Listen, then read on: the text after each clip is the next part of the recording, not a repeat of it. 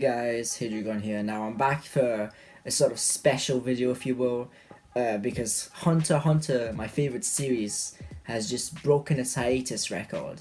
It's been on hiatus since the 26th of November 2018. Now if you don't know what hiatus means, it means no new chapters have been released. Great. But yes, I decided that, because of that, until Hunter x Hunter comes back, then I'm hoping it does, I'm going to review all the volumes. I was thinking of doing it chapters, but chapters is 390 so far, so, that's going to be challenging. So yes, got some water with me. And I'm gonna take a deep dive into this. Now this is the first volume of Hunter x Hunter. I really like, the art on the front cover. It's pretty iconic. You see Gon and the toads. You find that Togashi often does this of his works. He often has animals in the front covers, and that's to represent certain things. The toads, to represent, the kind of, you can see from the expression, the ability of like jumping around happiness, the spontaneousness of a young 11-year-old. It's gone a different series that he's 11, unlike in the anime where he's 12. Not sure how that even works, but apparently it does. Here we got the back of it, just regular stuff. I like a lot of the artwork in here. And this consists of 8 chapters.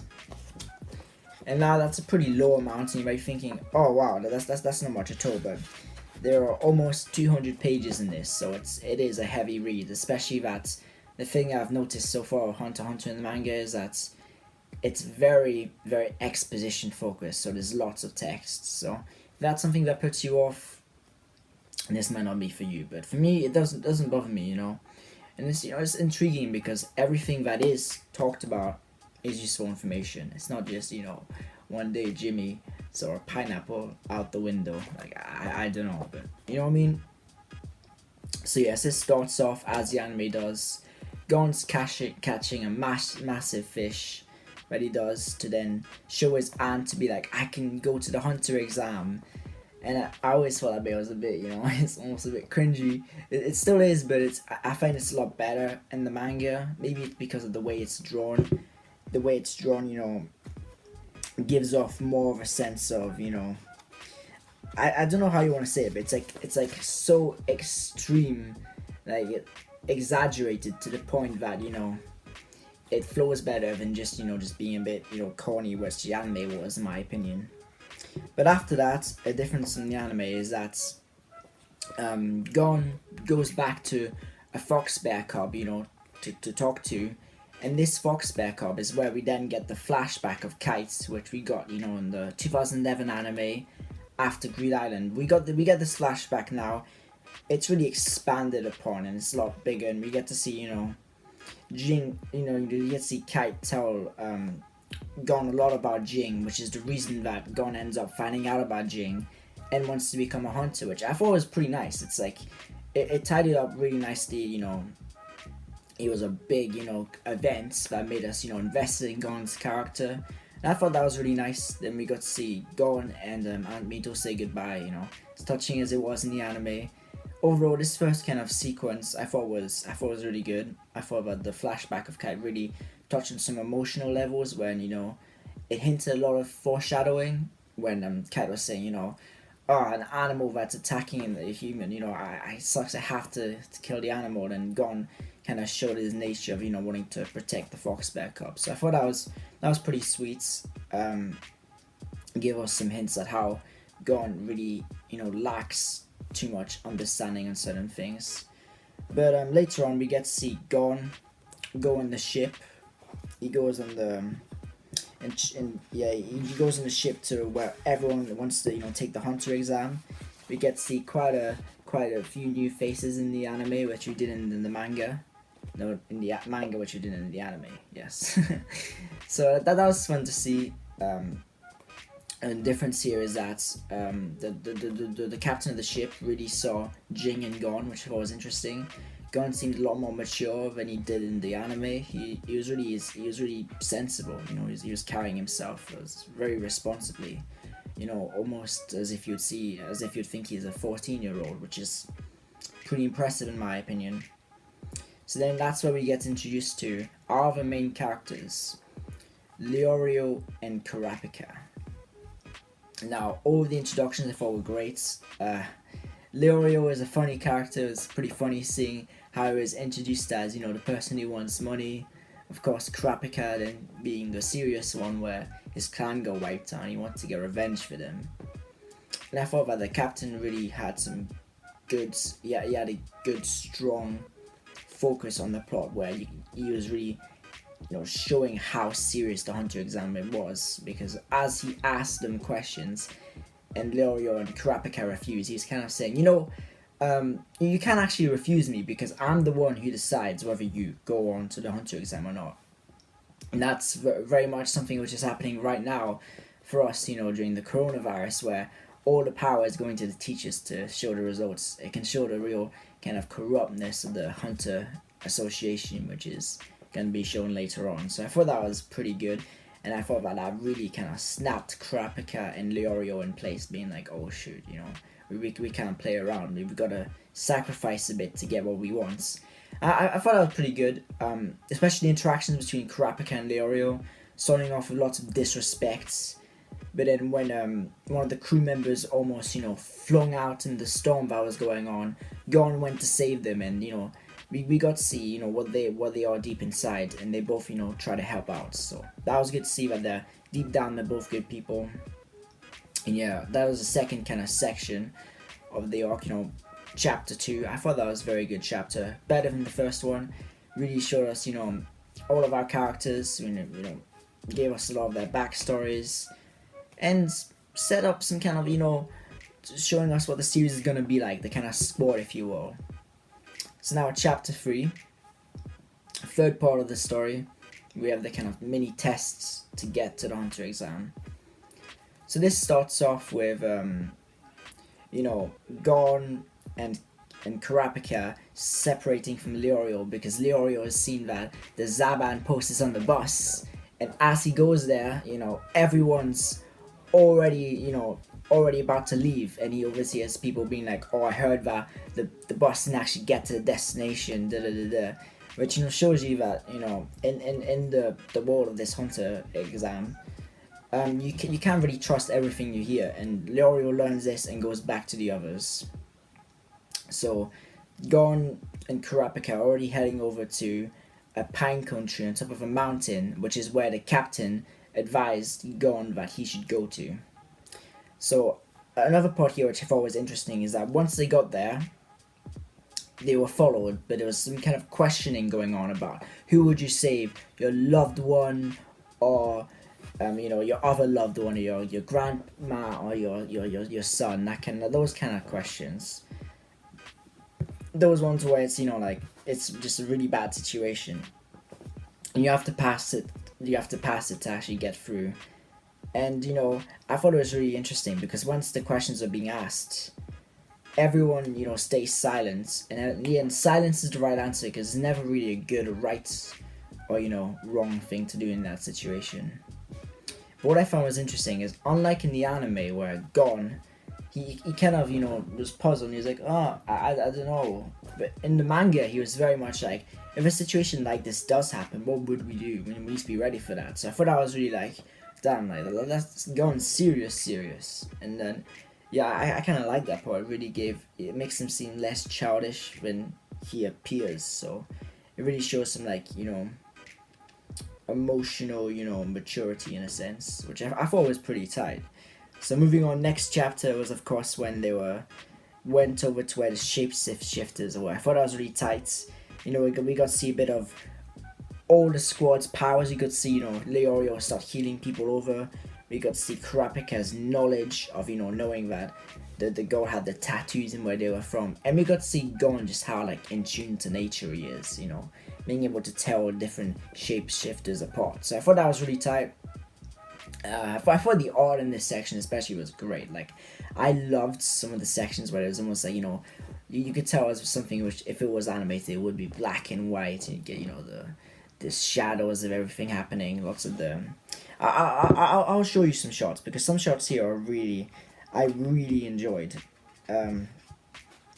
these kind of quick, over the screen, to show movement, I thought was really tight. And there's just lots of the art here in this series, which Hunter x Hunter normally gets sort of bad press for its art, but at times when it's good, it is really good, and I really enjoyed it. This is what I was talking about, the black and whites.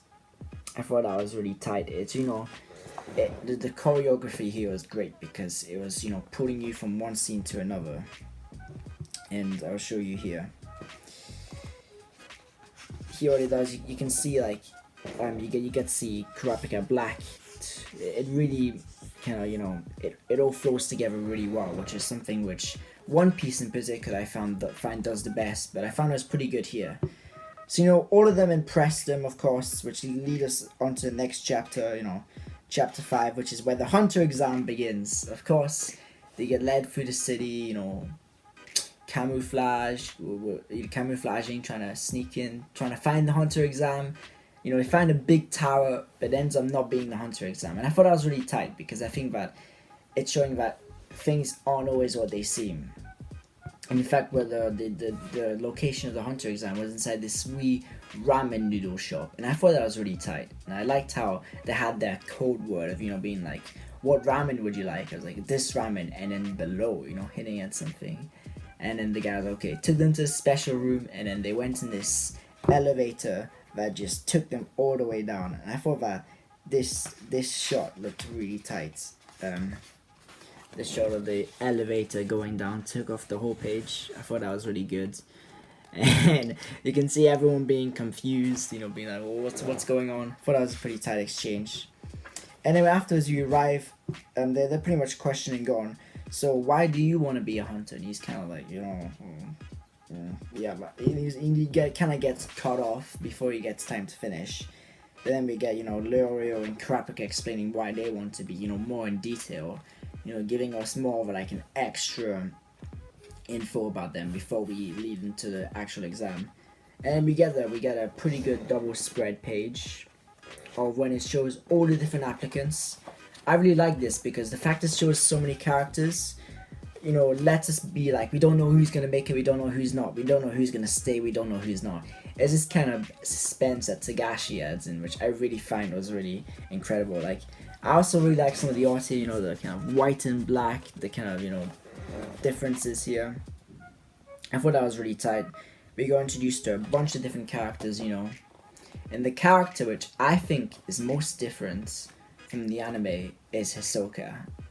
Even though Gon's more mature, Hisoka in this manga chapter is savage. Like in the anime, the arms, when someone's arms go off, there's like petals going off, but in this it was really just Hisoka took out the person's arms and they were kind of left there armless, and it was really kind of showing a darker side to him. Everything from the way he's drawn, it just shows that he isn't playing around, and he's kind of like really the guy that everyone's got in their minds, watching out for. It was already there in the anime, but I think that in the manga, it takes it a lot more seriously, and that was something which almost gave me goosebumps. I was like, ooh, it's okay, you can't play around with this guy. But of course, it was really clever because narratively you get Tompa, who's the rookie crusher, the legendary Tompa, is going for everyone, of course, to try to ruin their chances at getting the exam. But it's the way we're introduced to all the different characters which are key players in this section of the story. We got quite a diverse cast of people, which I think was pretty cool. Same people as in the anime, so if you've seen that, it's the same. But regardless, still really good. Difference again is that Gon and Killua meet up, and instead when Killua asks about why Gon's doing this, he mentions kites, and he says, he mentions how Kite was telling about all these things that Jing did, and it goes to, if I can find it, it goes to a page where, it's Kite just telling Gon all of these things about Jing and all the things that he's doing, and I thought that was really tight. If I can find it real quick. But yeah, I really like the way that Kite and Jing are utilizing this. I think it's a lot better than what the anime did, and I'm pleased that it's giving Gon more more layers of character depth. So that's something I really admire. I can't actually find it, but yes, it's there regardless. Don't worry, I'm not just making this up. But after that next chapter, we get to the running phase of the exam, and I think this is really intense, as unlike in the anime, people aren't dropping out as easily. Everyone's still on board, and Lioreo is almost about to be the first person dropping out before he gets that extra confidence boost of, no, I came here to be a hunter. I'm not gonna settle for anything less. And I think that really shows how determined Lioreo is. And he was shown mostly at the beginning as a kind of gag character. So it's kind of showing that no, he's not just comedy. He's actually a serious player in this. He wants to get where he wants to. We get some more character. We get to see more about how the characters are themselves. Hanzo is really surprising me there.